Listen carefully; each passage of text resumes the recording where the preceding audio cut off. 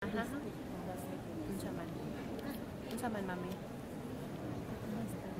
panel of judges, our friends from University of San Carlos, my fellow Foundationite, ladies and gentlemen, good evening. As the second speaker of the affirmative bench, allow me to enlighten all of you as to why it is beneficial to pass the bias syntax bill amended into law. First of all, let's establish what the definition of beneficial is.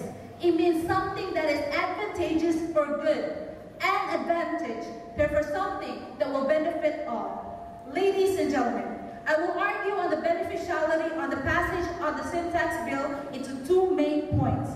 First key point, on health benefit. Everybody knows what we get from smoking and drinking alcohol. As a nursing major, I will discuss briefly their disadvantage. On smoking, according to data, the number of deaths due to smoking is about 240 deaths per day, 87,600 deaths per year on tobacco-related diseases.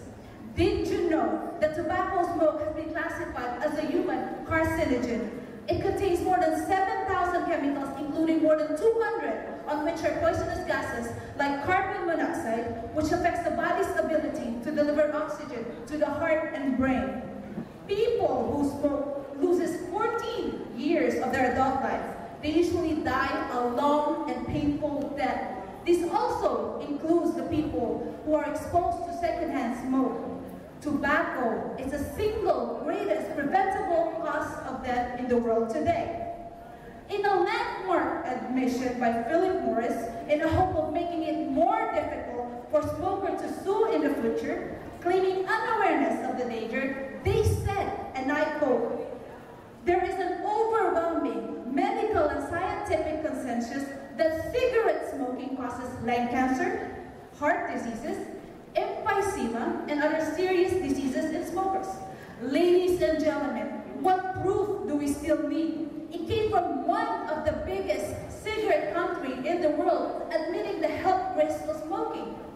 The startling reality, 8 to 10 Filipinos die every hour because of tobacco-related diseases. The fact, majorities of smokers are the poor and the poorest of the poor. Once afflicted with disease, would lose the capability to earn for self and family. This would push them to poverty. Remember, with each cigarette that you light, you are burning the very vital, life-sustaining money. And just think, the only things that we get from the use of tobaccos are death and diseases. The solution? Strong political will with the backing of us, the citizen. We need to pass the syntax bill into law now. We need to act now. To my next point, alcohol. Alarmingly, 2.5 million people die annually due to the harmful alcohol use. In fact, in Southeast Asia, Filipinos were found to be the second highest consumers of alcohol, second only to the Indonesians. Beer appears to be the favorite drinks of Filipinos, due principally to its affordability compared to hard drink. The prevalent rate of alcohol consumption is estimated at 5 million Filipino drinkers in a population of 90 million. Nearly half of all Filipinos over the age of 12 are consumers of alcohol. An estimated 10 to 15 are alcoholics or problem drinkers, with more than 100,000 deaths each year attributed to alcohol, mostly from alcohol automobile accident. But not only do we have to deal with alcohol accident, but also with crime, violence, and disturbances consumes more resources than any other aspect of police operation, and also the health consequences of alcohol add enormously to our government healthcare costs. So the question is, how will the passage of the syntax bill contribute to the solution and everything that I've just stated? Simple. It will significantly lessen, reduce health illness due to smoking and drinking, and even accident costs by drinking. Also, tax hike cuts tobacco consumption. Higher taxes can significantly reduce cigarette consumption. On to my second key point, on revenue.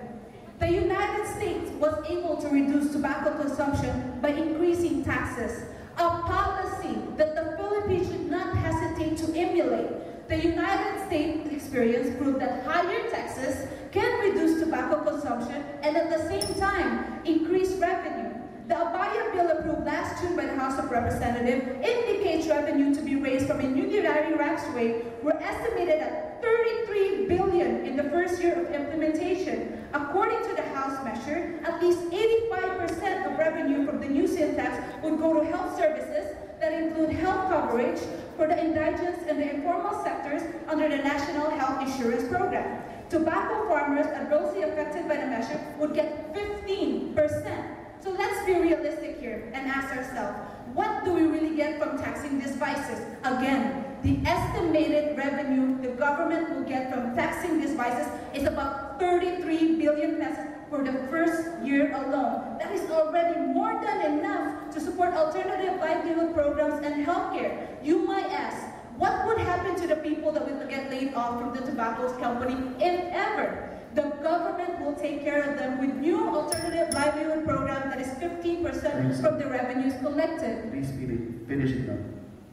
At the end of the day, it is unquestionable that the passing of the sin tax bill into law is indeed beneficial to the government and most especially to us, the people. It is definitely a win-win situation. The country wins with a healthier citizenry. Thank you. We'll now proceed to the interpretation.